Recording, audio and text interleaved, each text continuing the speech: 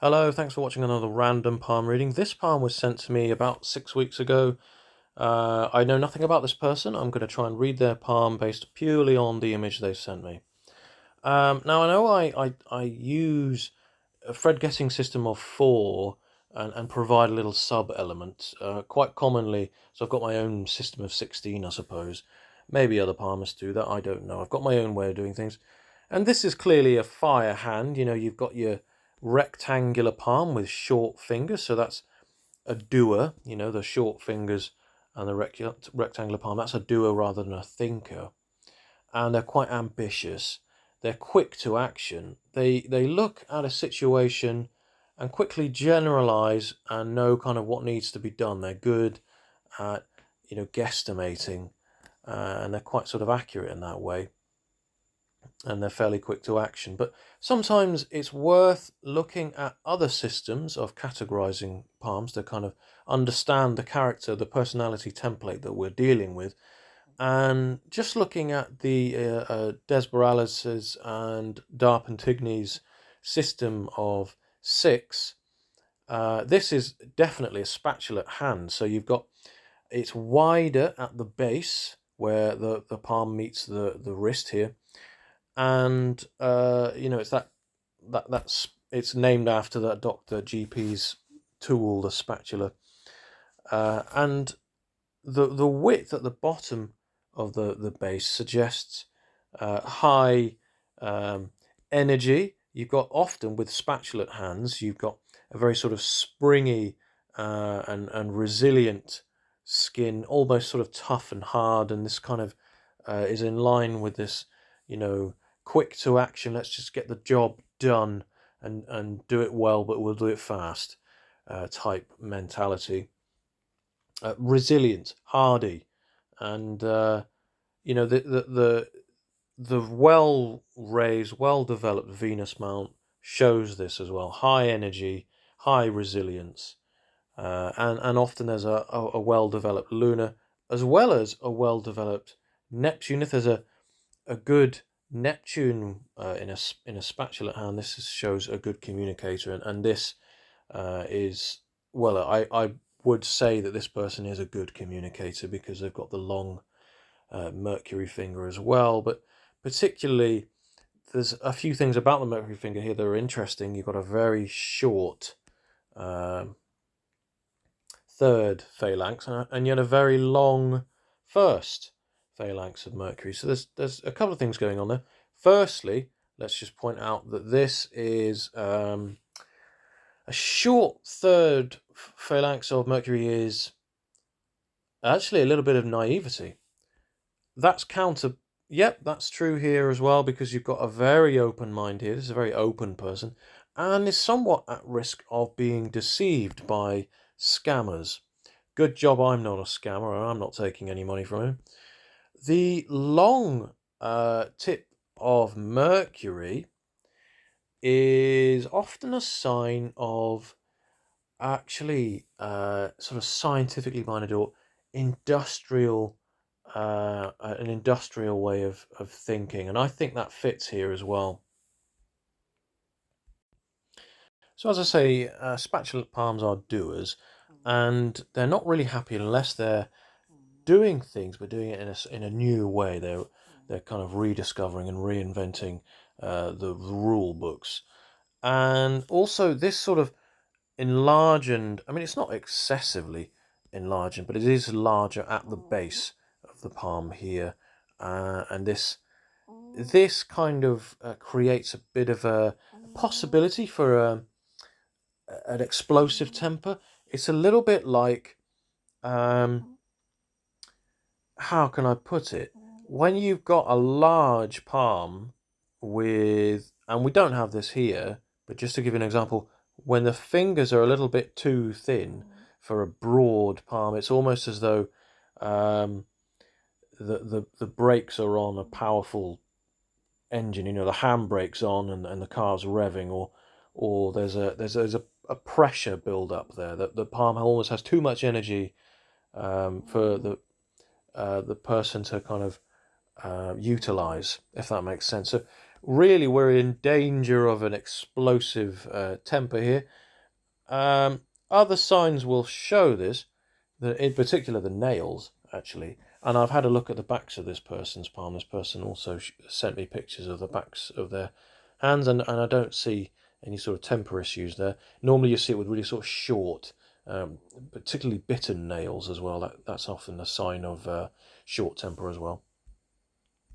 And you see it in just a quick note on the temper as well. You see it in the thumb as well when willpower is particularly larger. That's not a good example, but when so this section of the thumb is will, and this is logic, and when willpower is much larger than the logic section, then you have someone that has overriding willpower. They're pushy. Their will dominates their personality rather than their logic. And ideally you want balance between the two. So got an ability. It's also ideas and the ability to put those into practice as well. So it's best to have ideally an equal amount of both. So you've got the correct amount of drive and motivation to carry out those ideas. Too much logic, and you're nothing but ideas and no commitment or no ability to kind of put those into action. So, and also too much logic and not enough willpower, someone who's going to get pushed around. And the opposite's true with too much willpower. They're going to be the ones doing the pushing around. And I don't see in the thumb here any kind of particularly explosive sort of nature. It's just something I wanted to point out with how the base of the palm can show that sort of character trait. So, this is a fire hand. They're certainly ambitious and motivated and always moving, but they are certainly trying to, because they're also spatulate as well, they're trying to come up with new ways of doing things, challenge themselves in that way. And once they've taken their idea from the drawing board and put it into action and got it all figured out, they'll move on to the next thing. So sometimes they can become quite bored in the same job. If it's a day in, day out type job, they're not going to be happy. And quite often they make good architects, or something where there's certainly they're putting their hands to good use, but at the same time they're reinventing, they're reimagining. So that's really important. They're challenging themselves in this way. And here we've got there's a few things going on here. We've got a very straight headline. So this is someone who's, well, as the headline suggests, very level-headed. It stops in a good place. It ends in a good place. So it's underneath Apollo, but it's sort of trying to shift over underneath Mercury. It certainly forks at the end here, which creates a little bit of indecision, but also it allows the person to see things from other angles, other perspectives. Sometimes a fork at the end of a headline, it's said to be a writer's fork. That's what it's said to be. Some people might call that a fishtail, but it's said to be a writer's fork because of that ability to see things from different perspectives. Very helpful. And they also say that all writers are liars, and this is true with a writer's fork. People with a writer's fork tend to have a greater capacity to lie, and sometimes I don't think it's necessarily on purpose. I think because they see things from more than one perspective at all times.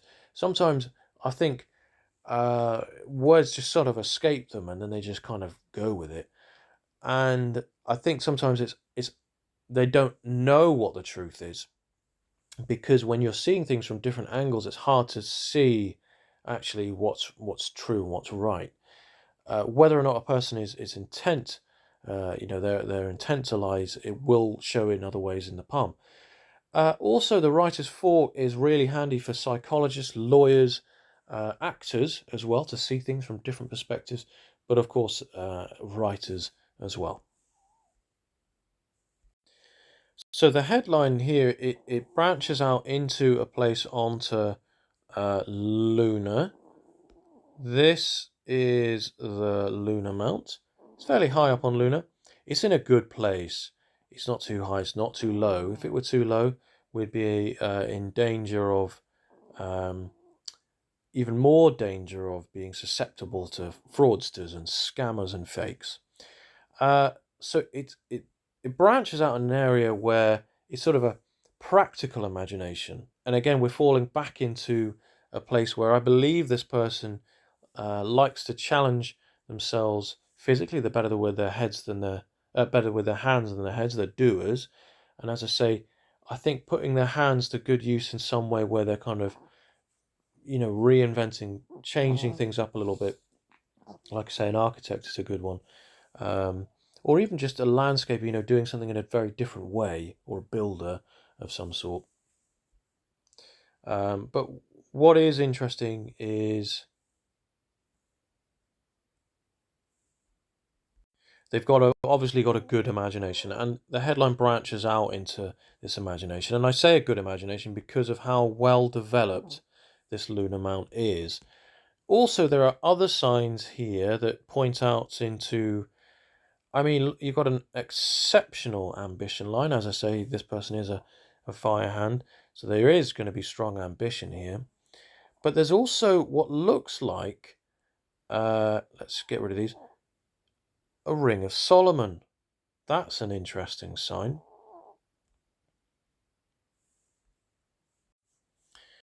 So a ring of Solomon, I'm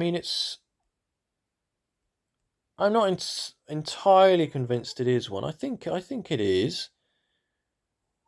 A ring of Solomon it shows an interest in the occult. It shows a kind of an aptitude in the occult. Some would say that it's it bestows a psychic gift on the person that has it. I'm not necessarily convinced about that. It certainly shows an ability and an acceptance towards the occult. And the last time I saw a person who had a Solomon's ring, as well as an intuition or sympathy line and a trauma line, the last time I saw this on a person's palm, I was reading the palm of a psychic. And I don't throw that out lightly. This person was actually and is still actually very gifted in that way, and has that kind of extra sensory, that sixth sense, extra perception. So that's interesting. And also, like I say, we've got the very open mind here. And another thing is, and I don't believe this is complete, this isn't, you see a lot of videos online about the mystic cross in palmistry. There's videos everywhere about it, and I tend to try and steer away from the sensationalist signs in palmistry. I have put a few videos up on, signs of fortune and fame and whatever else in palmistry. But in order for a mystic cross to be truly a mystic cross, it needs to lie somewhere in between the head and the heart line, and it needs to be completely isolated and on its own. And it needs to be a cross, not an X, but a cross. So here we've got a fate line that runs from the lifeline, and this again is another sign of a very physically demanding career. It leads directly up to Saturn, the place of hard work. It's a deep career line, which suggests this person enjoys the physical, laborious job they've got. Certainly a job where they're using their hands in any case. So that's that there. And then you've got this other line here, which is coming across and reaching over into Mercury. And that's a very different line altogether. So we don't have a mystic cross. This is just a cross section, a convergence of lines creating a coincidental appearance of a mystic cross. This is not a mystic cross. So this secondary line that we've got coming over and beginning at the somewhere near the family ring and on Venus.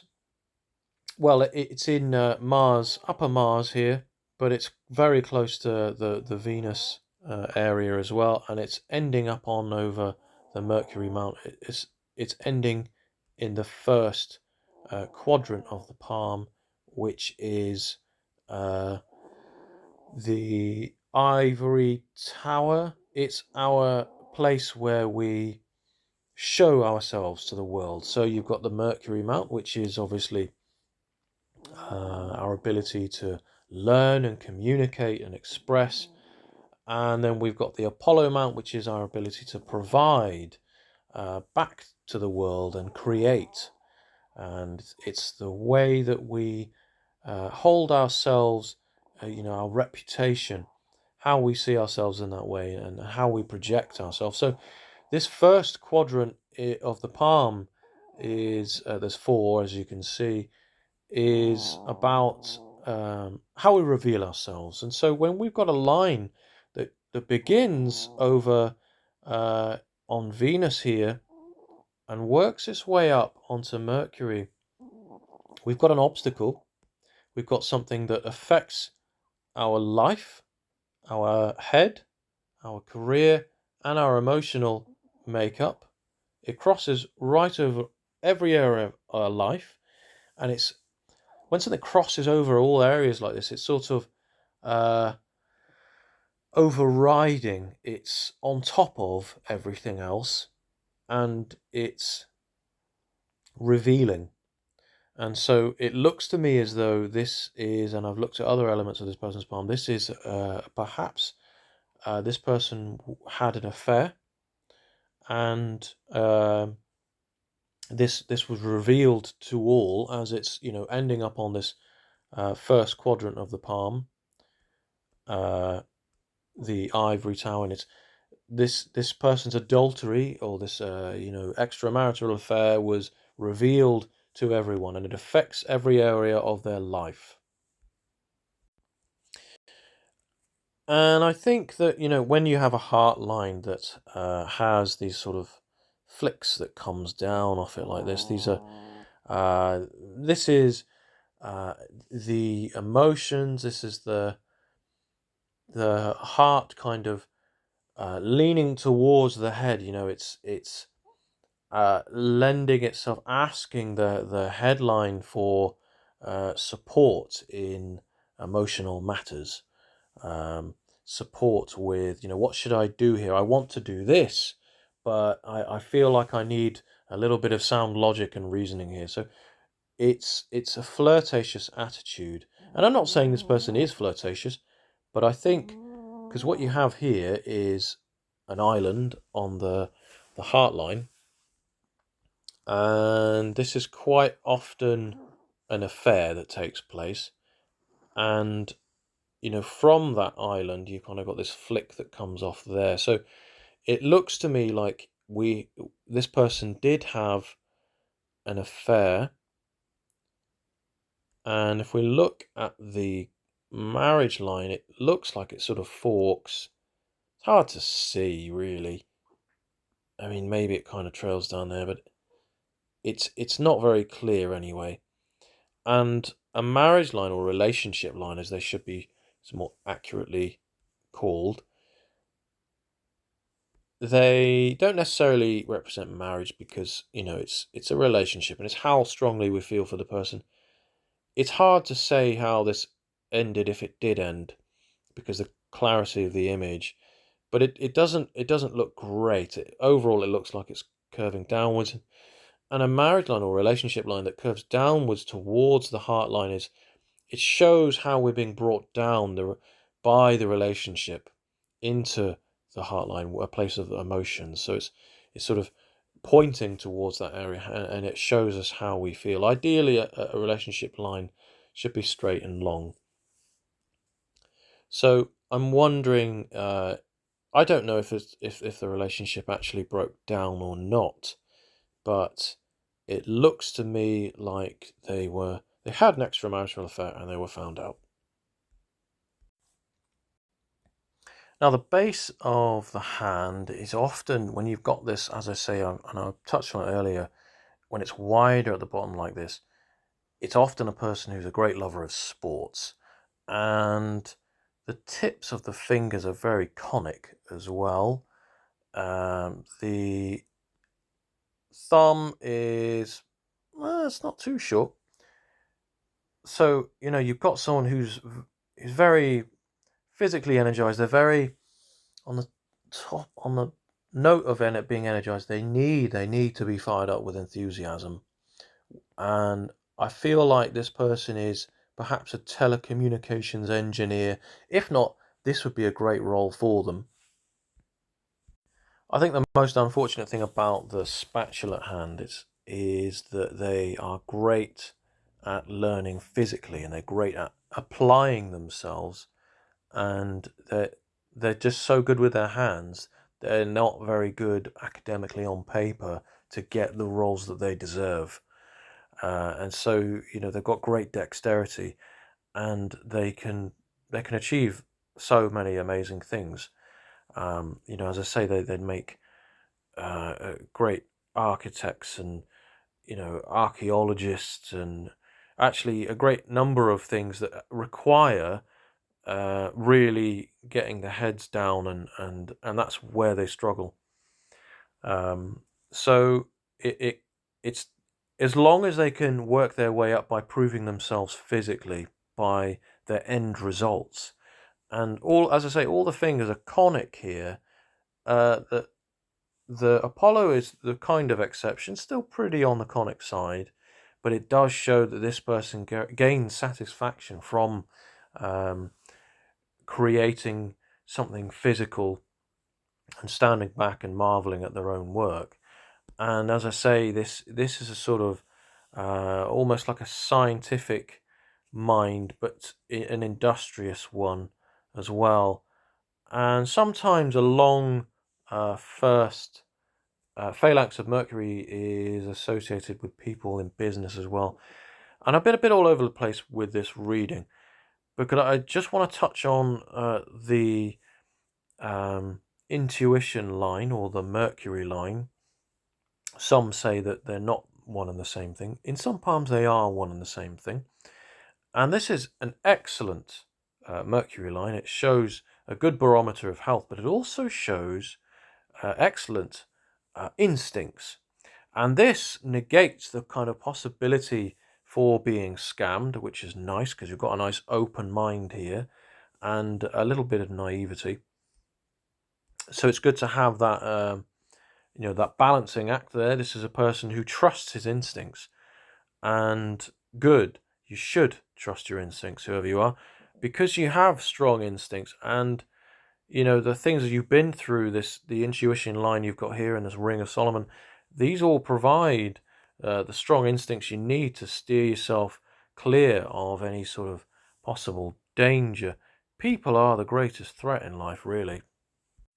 And although we haven't particularly got, if the headline sloped down, uh, into lunar like this, we'd have more of a creative mind here, even if it sort of did this. But actually, we don't have that kind of mental creativity, but we do have physical creativity because of the fingers and the way they're just so conic. So that's really nice. So again, this is someone who is creative in their physical endeavors, and as I say, they are a great lover of sports as well, and I think that they're probably quite creative in that way, whatever sport that might be. And this well padded lunar is a place of imagination, creativity, dreams, escape, travel, restlessness, and to have a well developed amount of lunar certainly shows that desire to travel. So later on in life, around the age of 50, we've got a long distance travel ahead. It's around the age of 50, perhaps early 50. I'm going to say, very early 50s, so 51, 52-ish, as a guesstimation. This person travels, and it looks as though there was, and I can't quite figure this out because we've got here a line reaching right over into, this is outer Mars, really, and then it kind of stretches up. It's a curious formation, because it's almost as though this person had a plan in place and worked very hard towards this plan in order to make themselves successful. And this plan required protection. At 55, so this idea to move away ties in with this long-term plan this person has, and the need to protect here is unknown, but it's financial. It's certainly around a financial matter, and it works. It works because from 53 onwards we've got a very strong success line, and it's likely that this success is supported by their wife, who I'm not entirely certain that the relationship broke down. If in fact I am right about this affair, it might not be an affair. I think it was, but it could well be that this person was tricked, and this is the big reveal that they lost money potentially, and everyone it came to light, and everyone saw and there was some shame here around it in the community or something like that. But I think it's more likely an affair. In any case, this person, I believe, is supported by their partner. There's actually two relationship lines there, but these are fickle lines, and they don't always mean, it could not necessarily a second relationship. This could be a business partner they're very, very good friends with. It's not necessarily a sexual relationship or a marital relationship. Sometimes it's actually a family member that we grow very close to, and they're like a cousin, and we end up becoming more like brothers, and you end up working in business together, and they mean a great deal to you. They're a big part of your lives. And whenever something is a big part of your life, it will show on the palm. But generally speaking, a success line that stems from a heart line is supported by a spouse. It's success that's gained. It's associated with support from a spouse, and often a success line stemming from the heart line is a sign of artistic flair as well, which, as I've already stated, we don't see a great deal of mentally speaking, but physically it's there. So it could be that this person has an idea to do with a project where they put their hands to good use. There's physical results at the end of it. They require some investment or some sort of long-term plan, and in order to pull that off, they need to travel long distance to meet an investor and pull that idea off. There's protection that's needed around that idea, that plan, because there's a financial risk involved, and there's support from a spouse at this time as well. It works out. This person gets what they get what they want. This idea, whatever it is, long term, it'll work out for this person. And I think it's after that, this is good stuff. It looks to me like they live and die in their native land. This person does. It's not foreign settlement type move, but it's a big move. It's impactful on this person's life. So I think that's where I'm going to end it here. Thanks for watching this video, and I hope you found it interesting. I've got several playlists. I've got one on case studies I do every Sunday on high-profile people or palms I think that are particularly interesting. And I've got this playlist which this video will be on, and that's random palm readings. So people email me their palms. I don't know a thing about them, only their palms. Sometimes they tell me a few things about them. I wish they wouldn't. Sometimes they ask me a few questions as well. So I know I said that I was going to stop here, but I just wanted to show a little comparison between the left and the right hand. So we've got here the headline and the lifeline is joined until the age of around 18 where they claim their independence. This is a good sign. It shows that they're cautious, which again aids in negating the possibility of being deceived by others. But also it can lead to some low self-confidence. And here, if you look at the Jupiter and Apollo fingers, you can see that Jupiter is quite a bit shorter. It doesn't reach halfway of the first phalanx of Saturn. It doesn't reach nearly anywhere near the first tip of Apollo either. So, and generally speaking, these fingers are level. So this is potentially this person was criticized. They were bullied, perhaps. Their self-esteem, their confidence is not great, and their little finger as well is on the short side on their left hand. It doesn't reach the first phalanx of Apollo there. It should ideally reach just a little bit higher than the first phalanx of Apollo, just to provide that extra reach and extra ability to communicate and express to the outward world. So when we compare this left hand to the right hand, there are some big differences. So have a look here, and I'm pretty sure that the angle here doesn't really help things, but you can still definitely see that Mercury is much longer now.